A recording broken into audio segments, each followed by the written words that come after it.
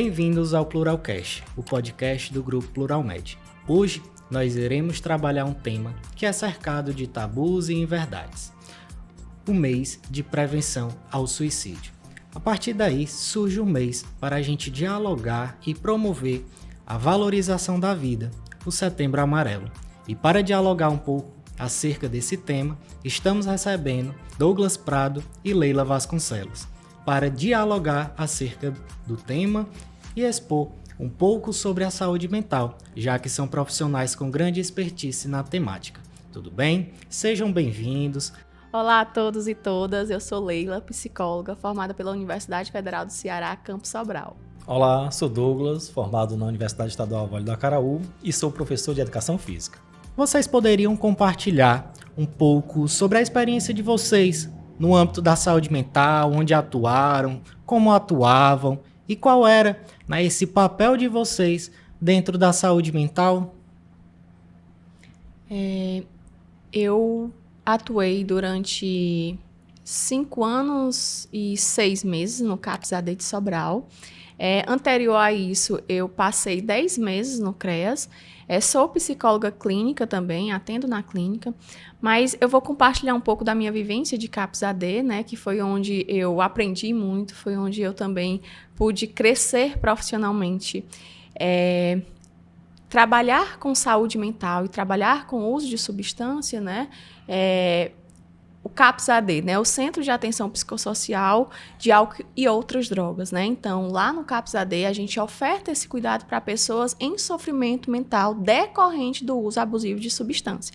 E aí, quando a gente fala sobre a questão das drogas, né, que nem é mais falado com relação, assim, essa nomenclatura, existe um estigma muito grande, né, e aí, associado com saúde mental, aí já viu, né, acaba que sendo totalmente excluído o sujeito, o paciente, né, e aí foi uma experiência de muita valia, com muitos desafios, mas de muito crescimento também, em que aquelas pessoas, para além do uso da substância, elas tinham outras vulnerabilidades, né? A questão dos conflitos familiares, a questão do desemprego, a questão da condição socioeconômica muito vulnerável. Então, essas questões acabavam que sendo o fator principal para desencadear o uso da substância. Então, é importante até para que a gente desconstrua esse olhar que o uso da substância é o primeiro fator, né? E não é. Pude estar bem próximo da população e acompanhar como que o uso da substância ela vem como uma válvula de escape realmente, né? Para lidar com aquela dor que é tão insuportável e pela falta de suporte, seja familiar, seja da sociedade, seja das políticas públicas, acaba que encontrando na substância um refúgio. Trabalho com saúde mental há 12 anos, desde 2013 que eu venho atuando. Fui preceptor da Escola de Saúde Pública Visconde de Saboia, na residência de saúde mental por 4 anos. E na minha experiência em saúde mental, eu fiz parte de toda uma rede de saúde mental. Eu já trabalhei em CAPS 2, CAPS-AD, já trabalhei em leitos de saúde mental dentro de hospital geral, quem Sobral era o Dr. Estevão. E nos últimos 2 anos, na verdade no último ano, eu estava enquanto gerente do CAPS-AD de Sobral. Então, a minha experiência ela veio desde a graduação. Eu terminei a graduação em Educação Física e 13 dias depois eu entrei numa seleção do CAPS. Então, foi a minha área de atuação hoje, ela é 100% voltada para a saúde mental. Então, para a gente abrir o diálogo, compartilhar um pouquinho sobre a temática, gostaria de entender um pouquinho mais sobre o que é o Setembro Amarelo, né? De onde surgiu, por que essa temática vem a ser dialogada e emergida neste mês. Então, o Setembro Amarelo ele tem toda uma história que permeia, sabe? Amarelo porque diz respeito a uma cor, né? De um veículo Mustang 1994, foi reformado por um jovem chamado Mike nos Estados Unidos. Era um jovem que todo mundo gostava, que tinha muito contato, muito afeto pelas pessoas e ajudava muitas pessoas, sendo que essa pessoa sofria mentalmente, tinha seus quadros de sofrimento e não era percebido. Certa vez, ele pôs fim na própria vida e aí chamou a atenção de muita gente, da comunidade local principalmente. Como é que pode o Mike, um jovem tão feliz, um cara que ajudava todo mundo, e aconteceu esse fenômeno? E aí foi quando começou-se a chamar a atenção a nível nacional nos Estados Unidos, houve uma repercussão internacional e esses acontecimentos aconteceram em setembro de 1994. E o amarelo diz respeito a um carro Mustang que esse rapaz chamado Mike reformou e aí chamou a atenção de muitas coisas. Muitas pessoas admiravam o quanto ele era potente na mecânica. Tanto que na época ele era conhecido como Mike Mustang Yellow, né? E é por isso que tem uma relação direta com esse acontecimento nos Estados Unidos. Complementando a fala do Douglas, né? A campanha do Setembro Amarelo, ela surge a partir da história do Mike e aí também reforçando esse cuidado com a saúde mental, né? Essa valorização da vida. Assim como tem outras campanhas, né, do Outubro Rosa, Novembro Azul, né, a campanha do Setembro Amarelo, ela vem também para que a gente possa estar tendo esse cuidado e esse olhar para a saúde mental, que também é tão importante e necessária. E acerca da saúde mental, né, já a gente entendendo um pouco mais acerca do diálogo, que é o Setembro Amarelo, como é que a gente faz, por exemplo, para identificar algum sinal de risco em que algum companheiro, familiar ou até mesmo paciente ele esteja envolvido de certa forma e que esteja tendo um comprometimento da saúde mental? Como é que a gente consegue identificar isso? Os fatores de risco para poder a gente identificar? A gente entende que dentro da questão, né, que atravessa a saúde mental, ela não tem um fator único, né? Ela é formada por vários fatores que acabam adoecendo aquele sujeito e aquele indivíduo. E dentro desses fatores está histórico anterior de tentativa, né, de pensamento, suicídio, tentativa de suicídio, tem questões psiquiátricas também, né, relacionadas, né, e aí cabe a gente também falar que existe, né, um mito que acredito que a gente vai falar, que todo mundo que tem transtorno mental tem pensamento suicida, e isso é um mito, né, então a pessoa ela pode estar adoecida, ela pode estar em tratamento, mas não necessariamente com pensamento, com ideação suicida, né. E fatores, né, de adoecimento psiquiátrico, não que vá levar, mas que precisa de uma atenção, se torna um pouco mais vulnerável. Questões de violência, né, violência física, violência sexual, questões também de vulnerabilidade econômica. Esses fatores podem ser fatores de risco para a questão do pensamento suicida, da tentativa de suicídio. Mediante a isso, a gente tem alguns mitos, né, que cerca esse diálogo voltado à saúde mental e à valorização da vida.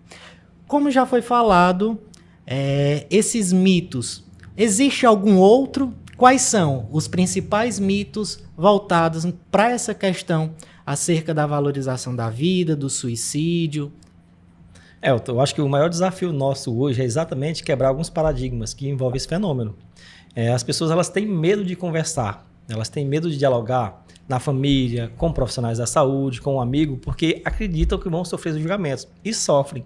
A maioria deles, quando se abrem e não entendem o que está se passando na própria vida e as pessoas também não entendem do que é aquilo, elas sofrem alguns julgamentos e preconceitos e isso faz com que piorem. Então, existem muitos mitos que permeiam o fenômeno suicídio, né? Por exemplo, a Lila já falou um deles, que é nem todo mundo que pensa em morte, nem todo mundo que está em sofrimento mental, que vem a cometer suicídio, necessariamente tem um transtorno mental de base, né? A gente vê que várias pessoas hoje, principalmente pós-pandemia, entraram num quadro de sofrimento intenso, né, e severo, e quando é estudado, quando é acompanhado, elas não são pessoas com histórico pregresso de sofrimento mental, de transtorno mental de base. Isso é um dos mitos que a gente também tem tentado desconstruir. Outro mito é achar que é falta de Deus, né? Se não fosse por isso, grandes religiosos não estariam em sofrimento mental. Então, a religiosidade, a espiritualidade é muito importante para ajudar também, né? Vale salientar isso. Mas não é a falta dela que diz que essa pessoa está em sofrimento mental. Então, a gente tenta fortalecer a espiritualidade como um ponto positivo, assim como os outros cuidados em saúde mental. Mediante a isso, como é que a comunidade, os profissionais, eles conseguem atuar nesse processo de prevenção do suicídio? A gente, enquanto profissional, né, e aí eu falo um pouco da minha experiência, né, dentro da saúde mental, Eu sou psicólogo, atuei por 5 anos e 8 meses no CAPS AD de Sobral. E aí, assim, trazendo para a minha vivência, né, enquanto cuidado a pessoas que se apresentavam um pouco mais fragilizadas, mais adoecidas, né, essa questão do acolhimento, né, da forma como você vai estar ali perante o outro, presente, acolhendo, escutando as demandas e o sofrimento daquele sujeito, né? Como o Douglas disse, após a pandemia, a gente vem percebendo que os índices de adoecimento mental têm aumentado, as pessoas têm se apresentado cada vez mais fragilizadas e muitas vezes a sensação é que não tem acolhimento, né? Falta profissional, falta recursos para lidar com a questão da saúde mental. Ainda é um tabu, né? Infelizmente, falar de saúde mental, falar de suicídio, e aí eu acho importante, né? Porque parece uma coisa que não pode ser falada, né? Porque acaba que despertando, e a gente precisa também desmistificar isso, né? Dentro da pergunta, né? Que foi colocada anteriormente, esse é outro mito, né? Que falar de suicídio vai disparar a tentativa, disparar a vontade de se suicidar. Não é que ela dispara. Se a pessoa já estiver adoecida, ela pode sim vir como fator, mas isso não é um disparador. E pelo contrário, a gente precisa sim estar informando, estar levando apoio, suporte para as pessoas. E aí eu percebo que é aí que entra a real importância do profissional de saúde é nessa acolhida, né? Nesse suporte, né? Nesse amparo àquele sujeito que está tão adoecido, tão fragilizado. E em relação a esse amparo, né? A esse acesso, a essa acolhida dos pacientes, como é que o Grupo Pluralmed, o Grupo IGEP Saúde, tem fortalecido isso? É uma política dentro da instituição? Isso vem sendo disparado, por exemplo, nos municípios parceiros? Como é que o grupo ele se comporta hoje acerca desta temática? Então, assim como a Leila bem frisou, nós estamos lidando com um problema de saúde pública. Então, as empresas elas precisam se preocupar. As empresas e as instituições públicas também, né? As empresas privadas e públicas. A Pluralmed e IGEP Saúde tem tido uma grande preocupação exatamente em cuidar de quem cuida, né? A gente vê muitos profissionais hoje atuando nos municípios, no estado do Ceará, que elas não estão tendo capacidade de ofertar uma qualidade nesse atendimento exatamente porque estão em sofrimento mental. Poxa, como é que essas pessoas vão conseguir minimamente cuidar de alguém se a gente não está cuidando dela? Então, uma das coisas que a gente tem focado muito na nossa empresa é exatamente ter esse olhar mais empático com o profissional da saúde, mostrar para ela que nós temos políticas de cuidado para essas pessoas, para que a gente consiga cada vez mais ofertar cuidado com qualidade. E aí dentro da nossa instituição também, inclusive a gente está escrevendo um projeto, já em conclusão, na verdade, que é saúde mental do trabalhador, né? É exatamente a gente identificar o que é que está causando o sofrimento e uma desorganização dentro do contexto de trabalho, mas não somente apontar, né? Olha, isso está errado. A gente ser propositivo, apontar, na verdade, soluções para que a gente melhore as relações de trabalho e, consequentemente, a gente consegue melhorar a produtividade. E quando eu falo em produtividade, não estou falando em dar resultados, mas a produtividade de vida, né? Tenho qualidade de vida, eu consigo ser mais feliz no ambiente de trabalho. Complementando a fala do Douglas, né, eu percebo que esse interesse da empresa, né, tanto o IGEP como a Plural, em levar essa temática, né, da valorização da vida, da prevenção do suicídio, né, do cuidado com o seu colaborador, isso é de extrema importância, entendendo que, né, no contexto atual que a gente se encontra, existem os vários transtornos aí dentro, né, da medicina, dentro do CID, né, os diagnósticos, e aí entra o burnout, e o burnout, né, que é a exaustão, né, do profissional, do colaborador, se ele não for tratado, se ele não for acolhido, ele pode disparar também uma questão de ideação, né, de pensamento de morte, se não tiver esse amparo, né, essa empatia com o outro. Então, eu percebo muito que a empresa, a Plural, o IGEP, né, com esse cuidado com os seus colaboradores, né, com a comunidade civil, com a sociedade, isso é muito importante. Já existe algum resultado concreto dessas ações? A gente já consegue mensurar isso? Sim, nós vivemos no país, o Brasil é o segundo país que mais sofre saúde mental relacionada a transtorno ansioso, né? Então, a gente percebe isso nos profissionais, nos familiares, nos usuários que a gente atende nos municípios, né? Por exemplo, um dos resultados muito bacanas que a gente tem apresentado nos municípios parceiros é o IGEP-Care.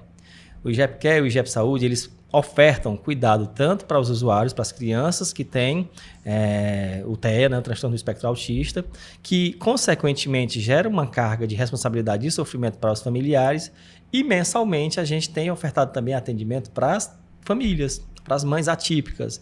E quando a gente oferta esse cuidado para a família, a gente está prevenindo suicídio. Que as pessoas associam que a prevenção do suicídio é só atender ambulatorialmente com o psicólogo, com a psiquiatria, e já ficou claro que a saúde pública ela só é eficaz quando a gente envolve multifatores e multiprofissionais. Não é à toa que eu sou professor de educação física e as pessoas me perguntam, Douglas, o que é que o professor de educação física faz cuidando da mente? Gente, a educação física, assim como a psicologia, assim como a enfermagem e várias outras categorias, ela atua no principal ponto, que é o acolhimento. Quando a gente promove o acolhimento dessas pessoas, e aí eu estou falando agora a âmbito mesmo de atendimento dentro de uma unidade de saúde, a gente consegue demonstrar para ela que tem alguém sendo empático, tem alguém ouvindo aquela história. E eu costumo dizer, Leila, que uma das coisas que é mais assim, interessante no nosso trabalho do atendimento ao sofrimento mental não é nem a gente ouvir, mas é o sujeito que está em sofrimento se ouvir, né, se perceber. As pessoas elas acham que o psicólogo, quando está na sala, está ouvindo, mas, na verdade, o próprio usuário, que a pessoa que está em sofrimento mental, ela consegue se perceber a partir da sua própria fala, não do que o outro vai dizer. E aí a gente consegue construir uma relação de cuidado, de afeto, de construção de projeto terapêutico, para aí sim a gente prevenir suicídio e valorizar mais a vida. Acrescento na fala do Douglas, como é que a gente tem chegado, né, na ponta nos municípios. E aí, o que o Douglas falou entra como esse fator de proteção, nessa forma como a gente chega. Esse apoio, né, do IGEP quer, né, entra como fator de proteção, o apoio familiar, o apoio dos amigos, né, a oferta de qualidade de saúde mental para a população. E hoje é o que a gente tem tentado aprimorar, né? Eu estou como gerente da atenção especializada, o Douglas como analista, e a gente sempre está monitorando, fazendo visita, né, aos centros de saúde mental, centro de fisioterapia. E uma das coisas que a gente tem focado muito é realmente esse cuidado que é ofertado para a população, com relação, seja à saúde mental, seja à saúde física, mas sempre priorizando essa questão desse olhar para o outro com delicadeza, sensibilidade, que é o que toca e o que chega lá na ponta. Por exemplo, aqui em Groaíras, tem uma instituição que é o Centro de Fisioterapia. Em diálogo com a gerente, Letícia, a gente está promovendo uma ação de cuidado de saúde do trabalhador. Então, quando a gente, por exemplo, para um turno para cuidar dos profissionais, a gente não está parando um turno de atendimento somente para a população. A gente está garantindo que esses profissionais estejam bem mentalmente para atender o resto do ano inteiro a população. E aí a gente vai promover dentro dessa unidade de saúde aqui no município de Groaíras atividades voltadas para massoterapia, relaxamento, meditação, pensando exatamente em garantir uma melhor qualidade de vida para as pessoas. Então, que bom, né, que isso está se estendendo e chegando até aos municípios. E, mediante a isso, a gente consegue, por exemplo, enquanto sociedade civil, enquanto público mesmo, público que está em casa, consegue acompanhar, é fornecido dados através desses questionamentos que emergem dentro da política de saúde mental em relação a esse processo de suicídio, né, ou tentativa de suicídio. Existe alguma coisa que monitore? Existe algum dado sendo gerado dentro das políticas públicas de saúde? Existe a Lista Nacional de Notificação Compulsória, né, aos agravos à saúde da população, que é uma lista que ela é obrigatória ser preenchida, né, após o profissional de saúde identificar que aquele sujeito, aquele usuário, que aquele paciente, ele tem pensamento, ele tem ideação suicida, ou ele tentou, e precisa ser notificado. E isso como uma estratégia de criar, até se pensar em políticas públicas para cuidar dessa população, né? E como monitoramento também desses casos, né? Então, é muito importante essa compreensão dos profissionais de saúde, essa necessidade da gente não estar subnotificando, né? Existe um dado que diante do que foi levantado em pesquisas em 2019, né, em torno de 700 mil pessoas no mundo, elas tentam suicídio, mas esse número, ela também tem as subnotificações, né, que chegam como estimativa mais de 1 milhão de pessoas em todo o mundo nessa tentativa de suicídio. E aí acaba que essas pessoas que não são notificadas, né, como que a gente pode estar acompanhando, como que a gente pode estar pensando em políticas de cuidado para elas. Então, por isso a necessidade da gente estar notificando, da gente estar informando, para que a gente também possa estar pensando em políticas de cuidado para essas pessoas. E aí, vale salientar que quando a gente constrói políticas públicas, a gente está garantindo o direito do ser humano ter acesso universal à saúde, né? Um dos grandes desafios hoje de se trabalhar com saúde mental é a gente ter acesso a esses dados, né? Quando a população elas tem as tentativas de suicídio, que há uma subnotificação, não tem como eu entregar, por exemplo, esses dados para a vigilância e a gente construir políticas, porque eu não sei quantas tentativas teve no município. Então, é de suma importância que essa notificação seja compulsória nos dispositivos sentinelas, que são as unidades de saúde, né? Como posto de saúde, CAPS, centros de saúde mental. Porque a partir do momento em que as políticas são criadas, a gente tem financiamento para isso. Então, se a gente vai ter financiamento, a gente vai fazer campanhas com mais qualidade, a gente vai ter equipamentos com mais qualidade e profissionais capacitados para atuarem em cima disso também. Então, a gente viu a importância, né, da notificação, da geração desses dados, da gente não subnotificar esses casos, né, até mesmo para a formulação das políticas públicas. Aí eu trago novamente uma outra pergunta, né?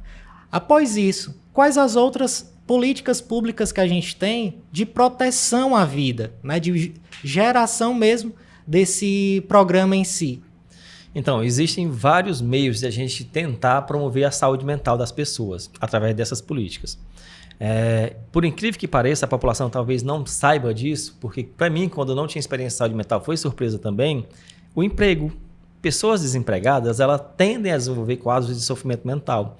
Então, a garantia de acesso a um emprego, geração de renda, esporte, lazer, cultura, todos esses itens que são políticas públicas, elas promovem saúde mental e melhoram fazem com que as pessoas tenham acesso a um lazer, a uma geração de renda, e aí elas diminuem as vulnerabilidades sociais para que ela melhore os quadros de saúde. Entendendo que a saúde mental ela não é um fator isolado, né? Então, essas questões que o Douglas trouxe, né? Questões de vulnerabilidade socioeconômica, desemprego, né? Isso tudo afeta a saúde mental, né? Então, é importante a gente também olhar para essas questões e aí também envolver as outras secretarias, né, a Secretaria de Assistência Social, não só de saúde, porque é muito direcionado para o cuidado à saúde, né, mas a Secretaria de Assistência Social, Secretaria de Educação, de Segurança, todas elas precisam estar junto com a gente, né, junto com a saúde, para que a gente possa ofertar esse cuidado para essa população. E outro ponto que ainda é pouco discutido, que também é um dos fatores de risco para as pessoas tentarem suicídio, é o uso de substâncias. A gente está vivendo numa era em que as drogas estão sendo acessadas por várias camadas sociais. E aí, quando a gente não dialoga com as pessoas sobre como cuidar desses usuários de substâncias, a gente também não está dando acesso ao cuidado dentro das unidades. Por exemplo, fazer com que as políticas públicas trabalhem também, né, dentro dessa perspectiva do olhar da inclusão no tratamento para as pessoas que fazem uso de substâncias, que são os dependentes químicos que chamavam antigamente. Hoje a gente nem mais fala assim, né, são usuários de substâncias psicoativas. A gente também faz valer a garantia do direito do acesso universal. Eles são muito marginalizados. As pessoas que têm uso problemático de substâncias, quando chegam em lugares para dialogar sobre o seu problema, as pessoas, ao invés de ouvir, escutar e ajudar, elas julgam. Ah, é o drogado, esse cara é vagabundo e tal. E a proposta é o inverso, né? É você se despedir de todos os julgamentos e ofertar o máximo de acolhimento possível. Então, discutir sobre o uso de substância também é prevenir suicídio. Gostaríamos de agradecer aos nossos convidados e deixo aberto o espaço para as considerações finais. Nós que agradecemos o convite. Obrigado mais uma vez por estar aqui. É muito importante que estejamos dialogando sobre esse tema com frequência, não somente em setembro, como você bem frisou, tá? Amarelo é o ano todo. Obrigado. Parabenizo a a Plural, o Pluralcast, né, por trazer um tema tão pertinente, tão necessário, e reforço o que o Elton e o Douglas já falaram, né, que a gente não priorize essa temática somente no mês de setembro, né, que a gente torne isso um hábito em estar falando durante todo o ano, né, esse cuidar da saúde mental. E aí eu trago para concluir, né, o lema da campanha de 2024, que é se precisar, peça ajuda, e não tenha medo de pedir ajuda, de ir no seu posto de saúde, de conversar com a sua enfermeira, com a sua agente de saúde e falar, né, dessa questão de saúde mental que precisa ser falada, né? As questões de saúde mental, elas afetam muito e elas afetam a saúde física também. Obrigada e até a próxima. E com isso a gente finaliza, né, o nosso momento e reforça que o processo de proteção à vida, ele não é isolado do mês de setembro, mas que ele precisa se estender durante todo o ano, dia após dia, né? E mediante a isso, nós gostaríamos de agradecer a presença e participação, né, e por esse compartilhamento de saber da Leila, do Douglas. Muito obrigado a todos. E a vocês que nos acompanham, fiquem e acompanhem os nossos próximos podcasts.